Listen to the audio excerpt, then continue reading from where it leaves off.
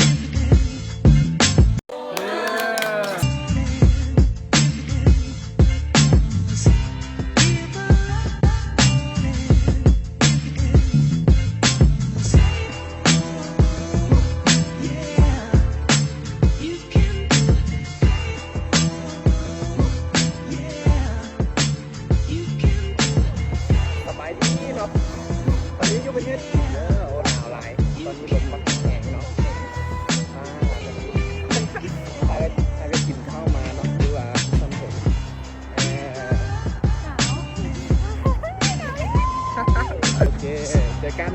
กลับห้องมาได้เจอกันสบายดีตอนนี้บรรยากาศบรรยากาศกำลังสิย่าง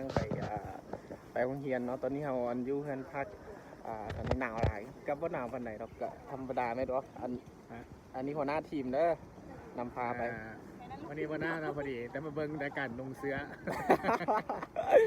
โอเคอันนี้เห็นเหรอโอเคบรรยากาศอันนี้ของที่เราพักสันฝากโอเคไปจะตั้งใจฝึกอบรมและนำเอาวิชาความรู้เพื่อไปพัฒนาและก็เป็นการคาดในยุคใหม่อยู่ที่ประเทศเรา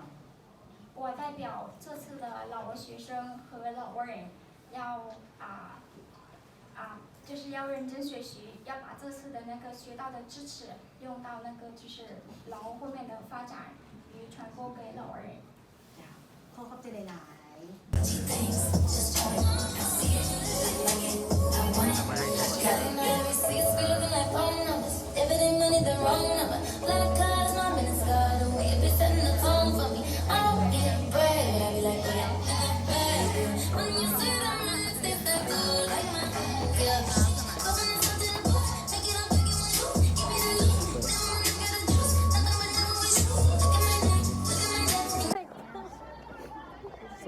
สบายดี简单的中文大家听得懂吗？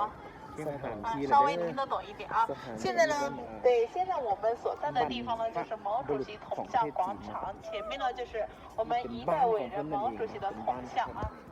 ซึ่งสถานที่นี้เนาะหนึ่งเนาะมีนักท่องเที่ยวที่มาเที่ยวในสถานนี้เนาะหลายกว่า10 ล้านคนในสถานนี้ซึ่งเป็นสถานที่ที่แปลว่าโอ้โหเป็นบอนที่ล้ำลึกถึงท่านผู้นำ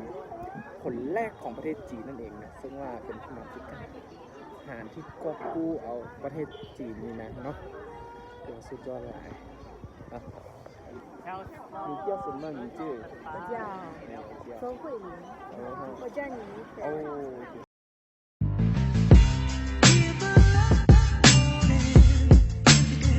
แล้วสมัยนี้นะตอนนี้เรากำลังมาให้ทำวิดีโอที่ว่าเพราะว่าลิซ่านะที่เมืองจีนเป็นอันดับ1 ใน 2ของที่เป็นที่เขานิยมที่สุดเลยเนาะซาตัวนี้นะซึ่งว่าเป็นซาที่ได้รับรางวัลเลยเนาะวันนี้เราก็จะได้พาไปชมว่าเพิ่นกำลังจะพาไปชมว่าสถานที่บอนที่เพิ่นผลิตเนาะมีจุดไหนแน่ไปแล้วเนาะโอเคเจอกันไป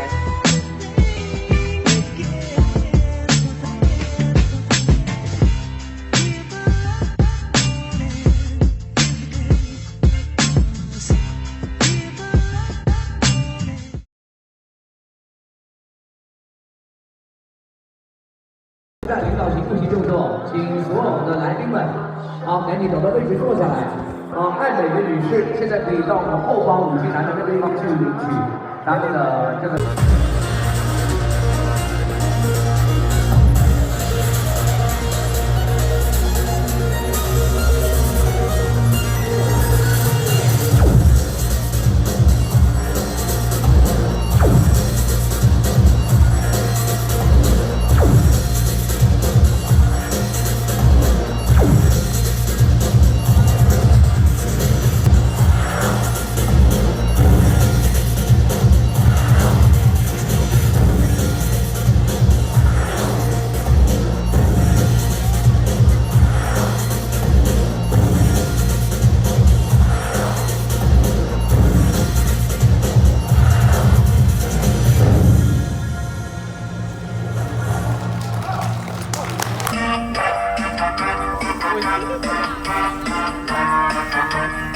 เป็นลูกสาวนายร้องเล่น คนงาม โซมาคนต้อยกันคนที่ลงมาที่ลงมาที่ลงมา อันนี้เอาใหญ่เลย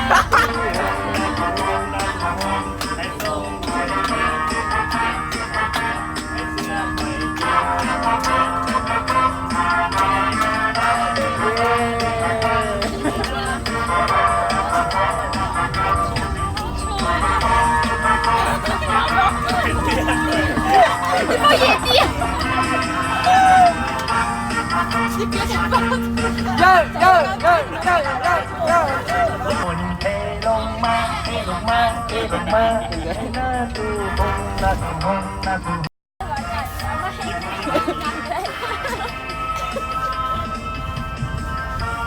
เย้เย้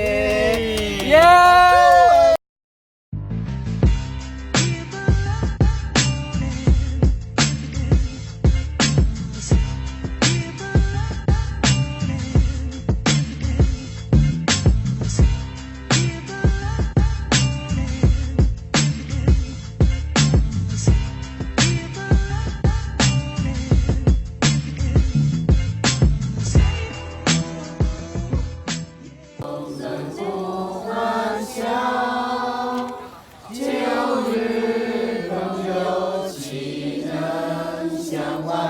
有